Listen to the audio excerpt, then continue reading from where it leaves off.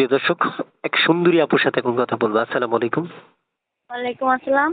আপু, কি নাম আপনার? আমার নাম জি, আপনার নাম? প্রিয়া। পিয়া? প্রিয়া আপুর হইছেনি বিয়া? কথা কয় না। প্রিয়া আপুর হইছেনি বিয়া? না না, বিয়ে সাথে হয়েছে। আল্লাহ, মাশাআল্লাহ, একখান হাসি দিয়েছেন। হাসির দামে তো আছে 1 কোটি টাকা। বয়স কত আপনার?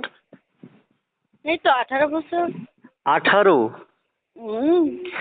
ও, বয়সের দোষ। এই জন্য তো সরাসরি বিয়ের জন্য বলতে একটুও লজ্জা লাগছে না।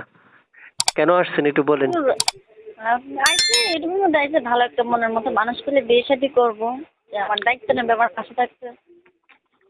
আচ্ছা আচ্ছা, দেশের বাড়ি কোথায়? দেশের বাড়ি জাফলং।